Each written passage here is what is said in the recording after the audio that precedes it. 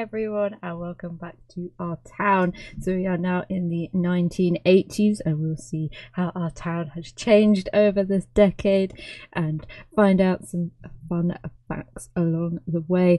So in 1980, at the beginning of this decade, we have a population of 56.3 million people, and then by the end in 89 we have a population of 57.08 million. Our GDP at the beginning of this decade is 564 billion, but by the end of this decade in 89 we have a GDP of 926 billion, and that is down to starting up more financial and business ideas through this decade, and we'll find out a little bit more all about that stuff later on. The weather in the 80s was very cool, dry and sunny, cold summers, cold winters as well, with lots of snowy winters in the later parts of this decade. So the culture had changed a lot in the 80s. There was the rise of the city, places like the City of London, and more financial districts in town. This also came with the fall of the trade unions, as less and less people were working in the coal mines and factories as they were beginning to shut down and people were moving into new sectors. There was a wider threat politically from the left, with parties becoming increasingly larger, and soon to have the parties like the Liberal Democrats and stuff like that. We also had the Falklands War in this time, which meant the UK had some military confidence as they won that war against Argentina invading the Falkland Islands. There was a lot of energy and enterprise and philanthropy for people to succeed and get on with their becoming better. However, there was high unemployment rates. They were even higher than at the time of the war, and it was the highest time post-war that the employment rates were that high. And we also had as our Prime Minister Margaret Thatcher, and she divided a lot of people on her policies. Some people will love her, some people will hate her, and it just depends how you see the world and how it should be run.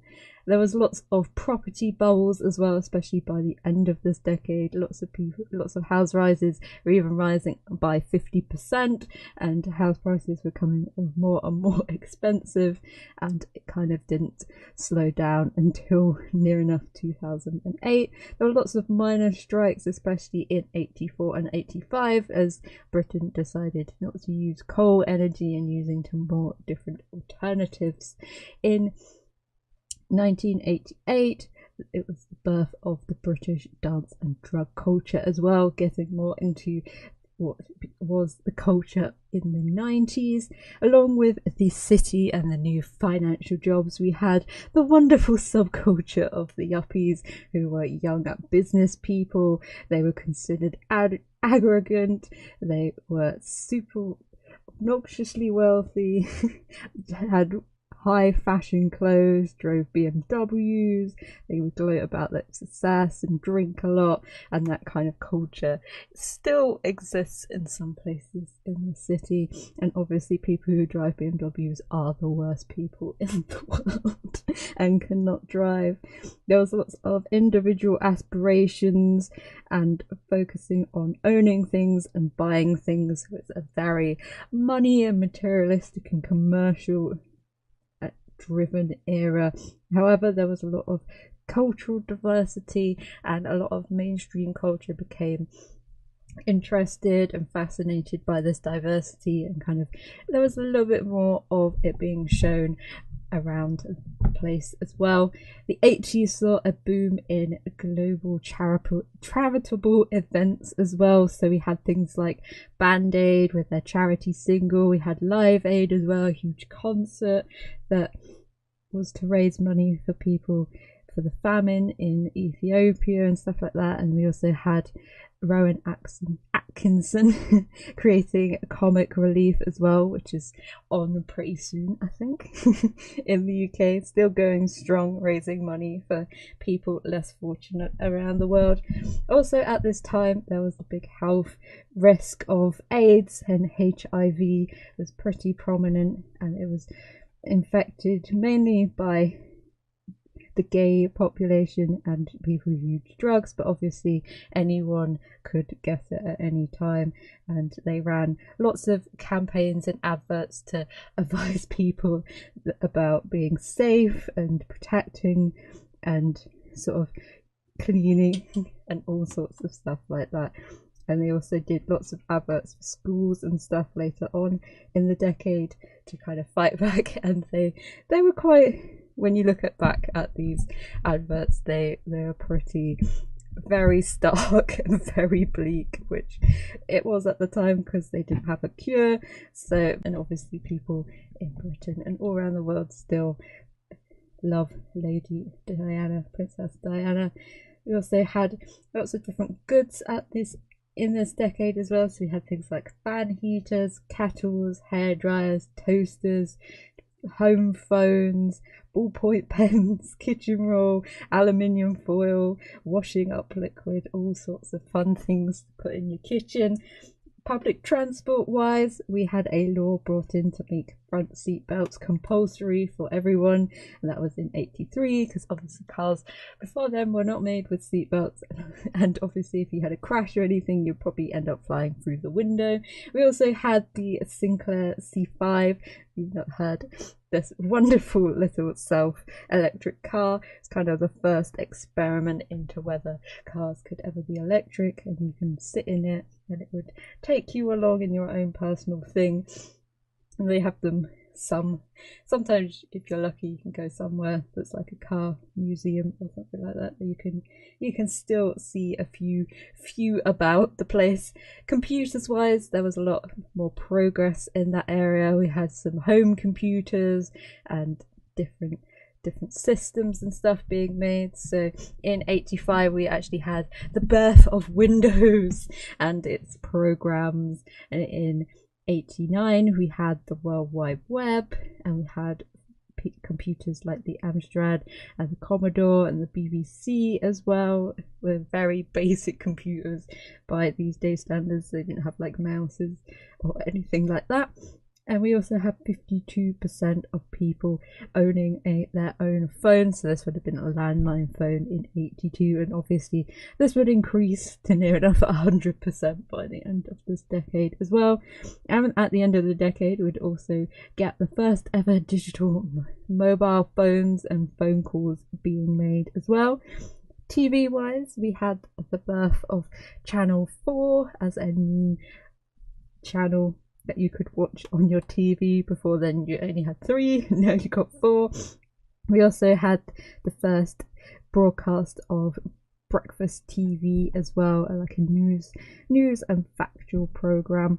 Fashion wise, there was some fun fashion in the 80s, all about your power blazers, your massive shoulder pads, designer clothes, big hairs, perms, Doc Martens, power dressing if you were working in the new finance stuff.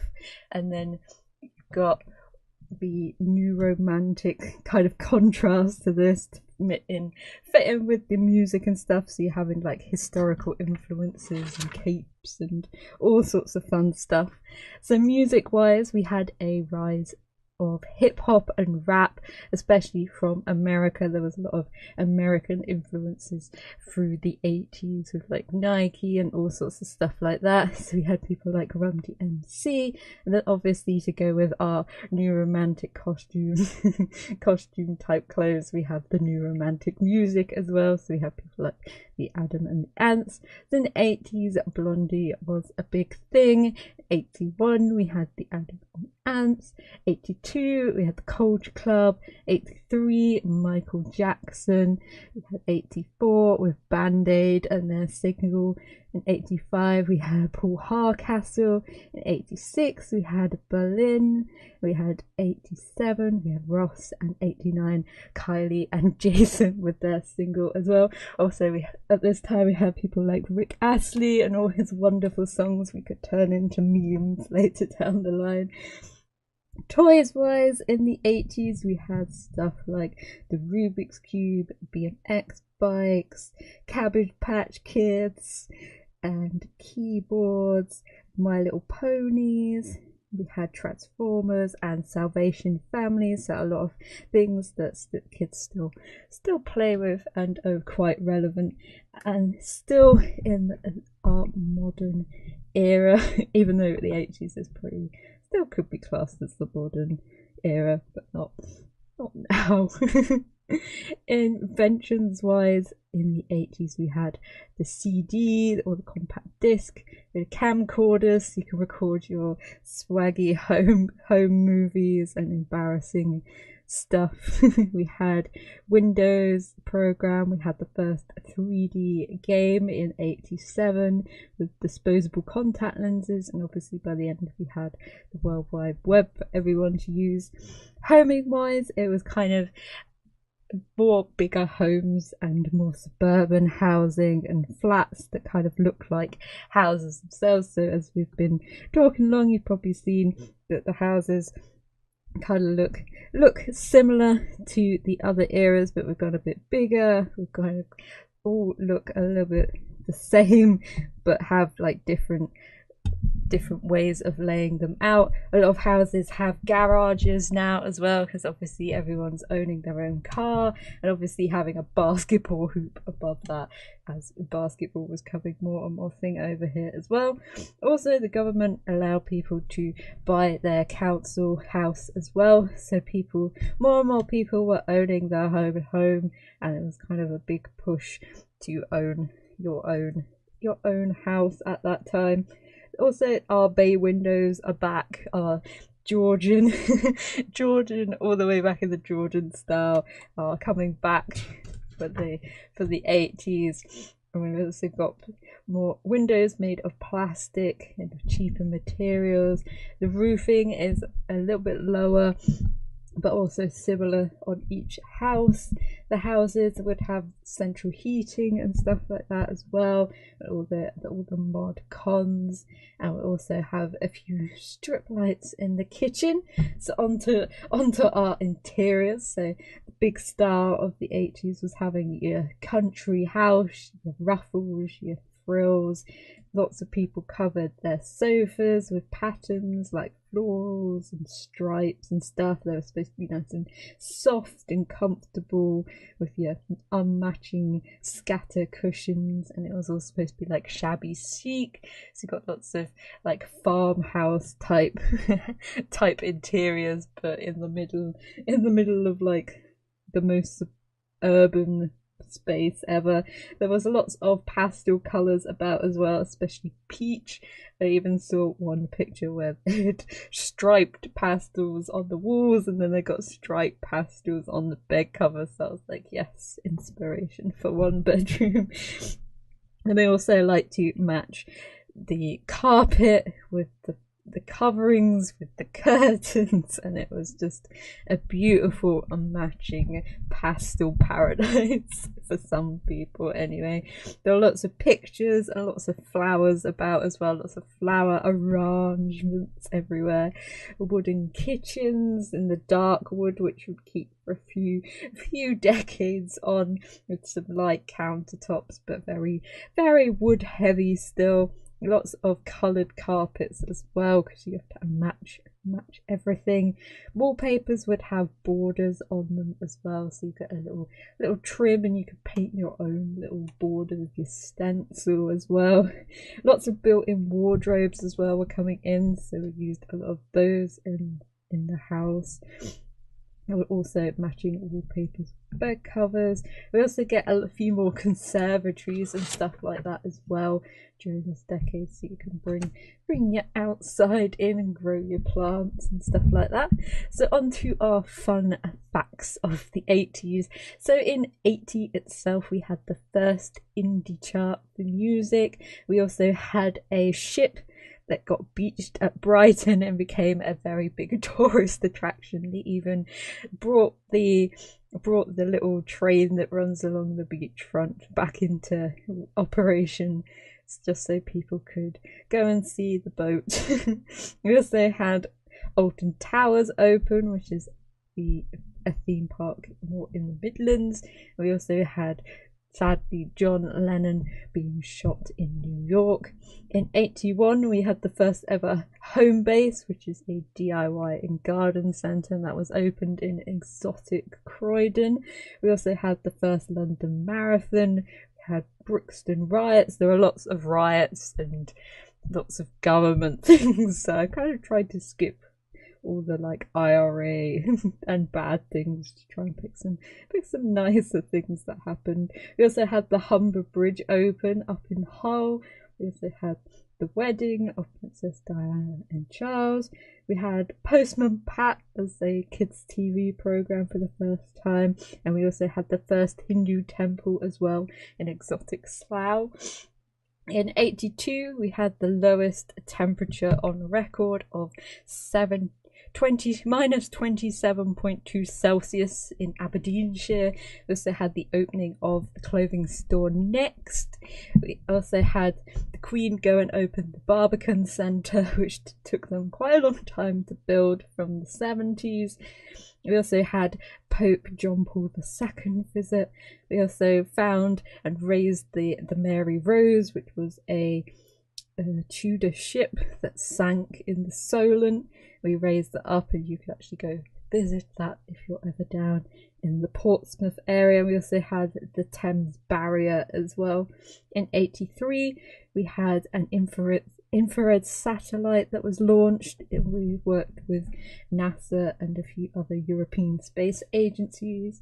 We also had some red rain from sand that can get blown over from the Sahara Desert. We had the CD, the introduction of the £1 coin and phasing out the £1 note. We had wheel clamps to clamp inappropriate vehicles being parked, or illegal vehicles. We also had the TV program Blackadder, and we had the first ever heart and lung transplant together. In 84, we had the start of the FTSE 100 index, which is what we use for all our stocks and the market and stuff like that.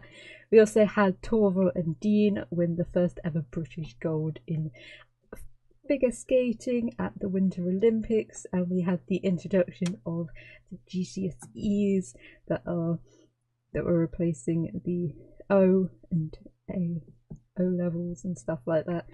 And in 85, we had the first mobile phone calls were ever made in the UK. We had the long-running program EastEnders started broadcasting, and also the Titanic was found and obviously investigated along, so they could see what happened. In 85, we had 86. In 86, they announced that there was going to be a Channel tunnel crossing, so that's where the train goes now from St Pancras all the way to Paris and other places.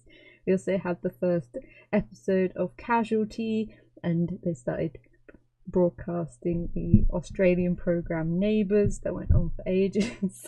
We also had the opening of the M25, which circles all the way around the outskirts of London.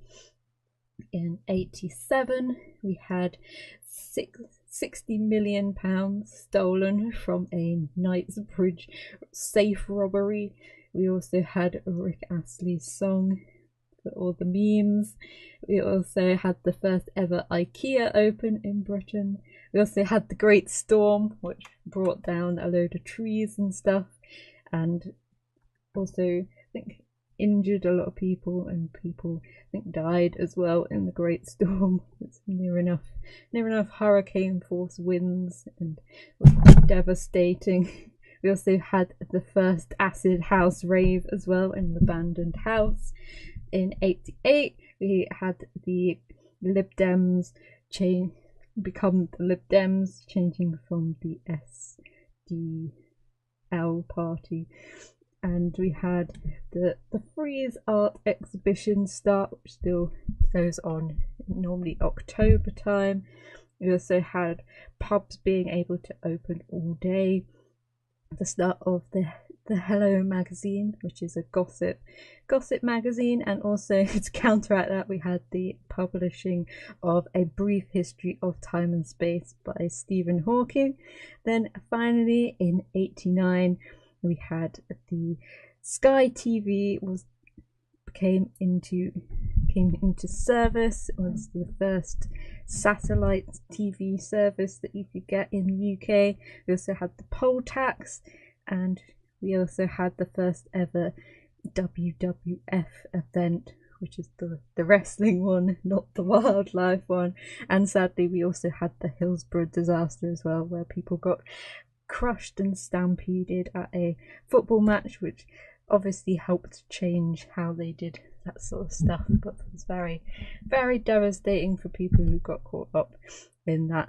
So I will leave you with our tour around our 80s houses and flats, and I will see you in the next decade to see how our town has changed and stuff. So I will see you in the next one. Bye.